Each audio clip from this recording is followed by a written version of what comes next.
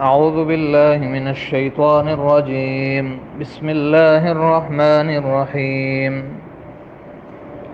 الذين استجابوا لله والرسول من بعد ما أصابهم القرح للذين أحسنوا منهم واتقوا أجر عظيم. الذين قال لهم الناس إن الناس قد جمعوا لكم فاخشوهم فزادهم إيمانا وقالوا حسبنا الله ونعم الوكيل. فانقلبوا بنعمة من الله وفضل لم يمسسهم سوء واتبعوا رضوان الله والله ذو فضل عظيم. صدق اللہ العظیم. محترم سامعین، آج کے سبق میں ہم سورۃ آل عمران آیت نمبر 172 سے 178 تک پڑھیں گے. یہ پارہ نمبر 4 کا رکوع نمبر 9 ہے. اللہ تعالیٰ ارشاد فرماتا ہے، الذین استجابوا للہ، الذین وہ لوگ، استجابوا جنہوں نے حکم مانا، للہ والرسول اللہ اور اس کے رسول کا، من بعد ما اصابهم القرح، من بعد ما اس کے بعد،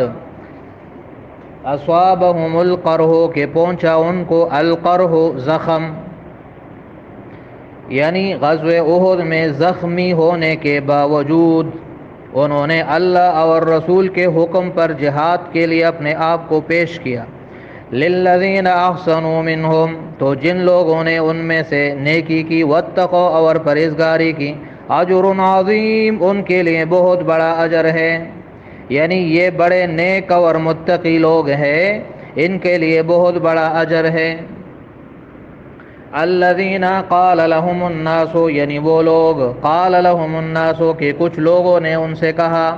ان الناس قد جمعوا لکم کہ بے شک وہ لوگ، قد جمعوا انہوں نے جمع کر رکھا ہے، لکم تمہارے لیے، یعنی تمہارے مقابلے کے لیے لشکر کو جمع کیا ہے. فخشوہم پس تم ڈرو ان سے اے مومنو،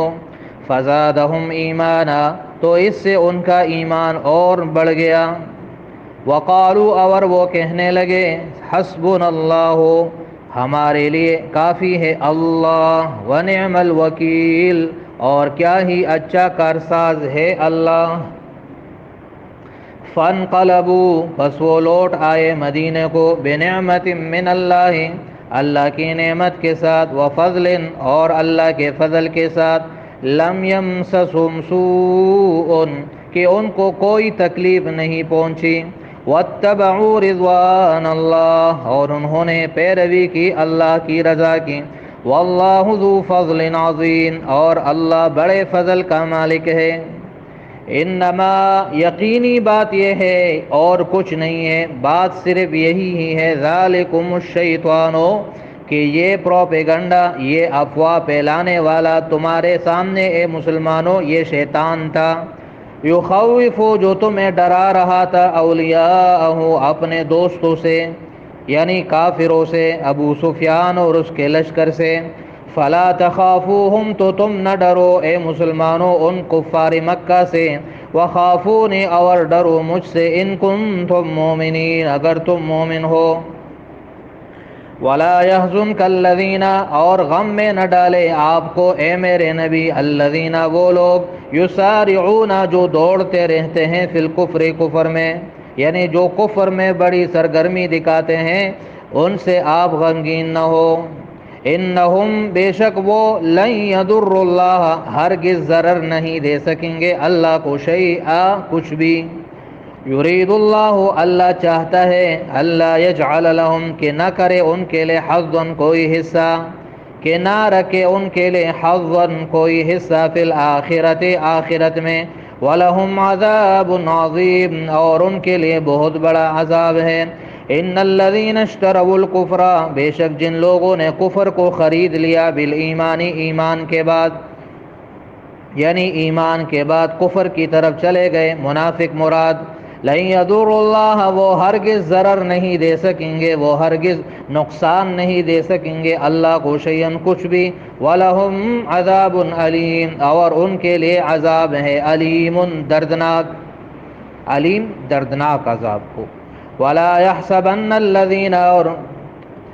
ہرگز گمان نہ کرے وہ لوگ کفروا جو کافر ہے، انما نملی لہم، کہ ہمارا ان کو مہلت دینا خیر لانفسہم، وہ بہتر ہے ان کے لیے،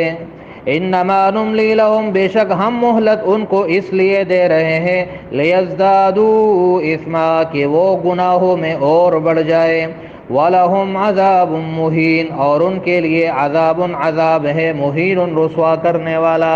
مہین رسوا کرنے والا، ذلیل کرنے والا۔ محترم سامعین، عنایتوں کا تعلق بھی غزوہ احد سے ہے۔ آپ کو یہ معلوم ہونا چاہیے کہ غزوہ احد 3 ہجری میں پیش آیا تھا، اس میں کافروں کی تعداد 3000 تھی، مسلمان ابتدا میں 1000 تھے، لیکن پھر عبداللہ بن ابی جو منافقوں کا سردار تھا، وہ اپنے 300 ساتھیوں کو لے کر الگ ہو گیا، تو پھر مسلمانوں کی تعداد 700 رہ گئی۔ اس میں پچھلی آیتوں میں، پچھلے سبق میں ہم پڑھ چکے ہیں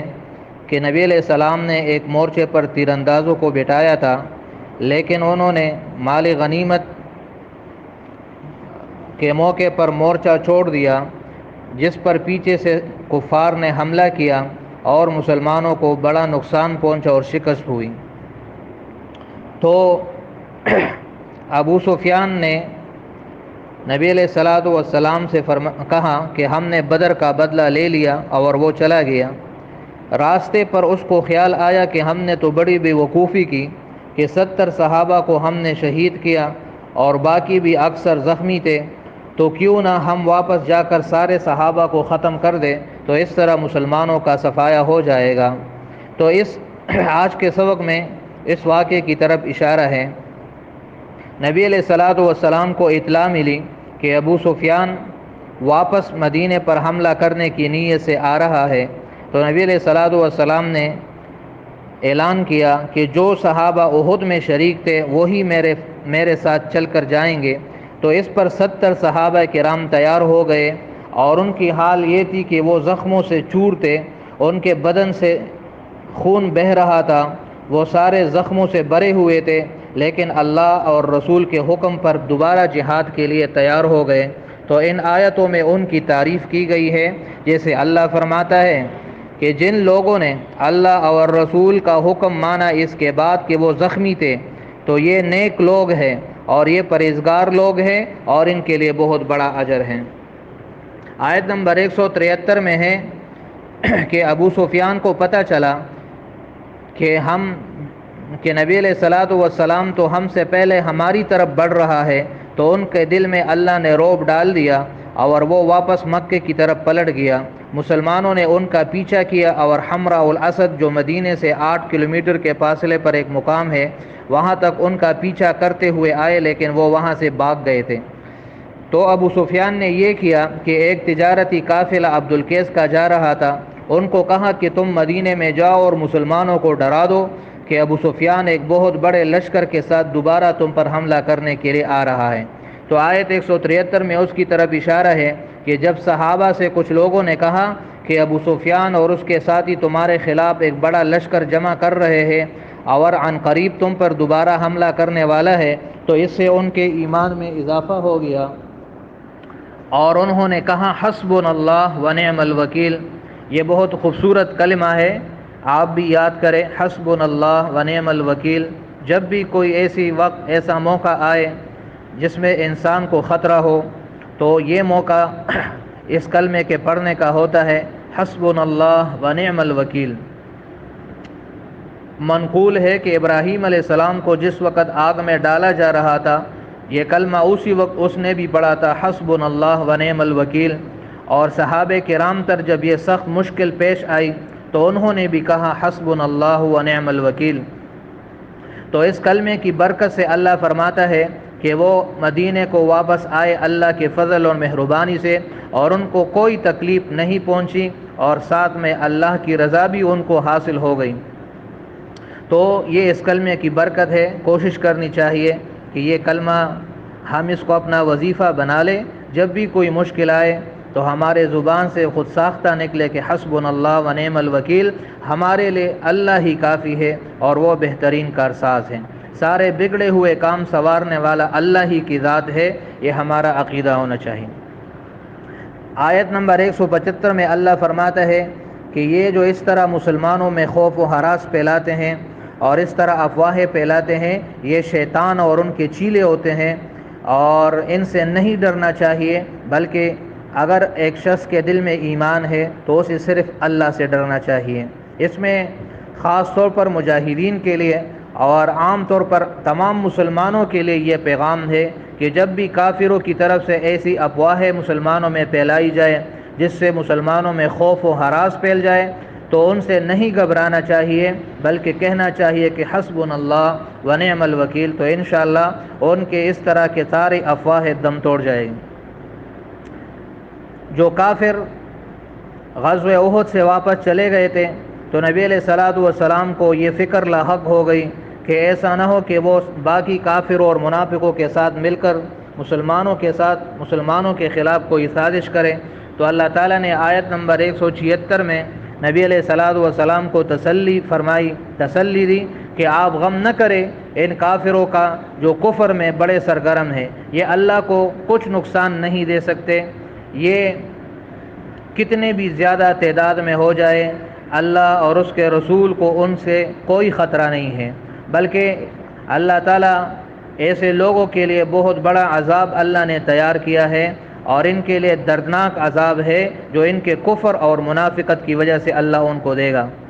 آخری آیت نمبر 178 میں ہے کہ کافروں کو اللہ مہلت کیوں دے رہا ہے، ان کے کفر اور نفاق کی وجہ سے اللہ ان پر فوراً عذاب کیوں نازل نہیں کرتا، تو اس کا جواب اللہ نے یہ دیا کہ ان کو مہلت اس لیے دے رہا ہے کہ وہ روز بروز گناہوں میں بڑھتے جائے یہاں تک کہ وہ وقت آ جائے جب اللہ کی گرفت ان پر آ جائے اور اللہ ان کو پکڑ لے، تو پھر ان کے لیے ایک رسوا کن عذاب ہوگا جس سے ان کے لیے بھاگنے کی کوئی جگہ نہیں ہوگی۔ لہذا اس میں ہم مسلمانوں کے لیے پیغام ہے کہ اگر ہم گناہ پہ گناہ کرتے جائیں اور ہمیں اللہ کی طرف سے کوئی عذاب اور کوئی سزا نہ ملے تو یہ کوئی خیر کی بات نہیں ہے، بلکہ اس پہ اللہ سے ڈرنا چاہیے اور توبہ اور استغفار کرنا چاہیے۔ یہ اللہ کی طرف سے یہ مہلت یہ خیر کی نہیں ہوتی، یہ بلکہ یہ ہمارے لیے شر کی ہوتی ہے، تو لہذا ایسے موقع پر فوراً توبہ کر لینا چاہیے اور اس گناہ کو چھوڑنا چاہیے۔ اللہ تعالی ہمیں ان آیتوں پر عمل کرنے کی توفیق عطا فرمائے، اور اللہ تعالی ہمیں قرآن کو سمجھنے اور اس پر چلنے کی توفیق عطا فرمائے۔ امید ہے آپ کو سبق سمجھ آ گیا ہوگا، باقی انشاءاللہ کل پڑھیں گے۔ صدق اللہ العظیم و صدق رسولہ النبی الکریم۔ السلام علیکم ورحمۃ اللہ وبرکاتہ۔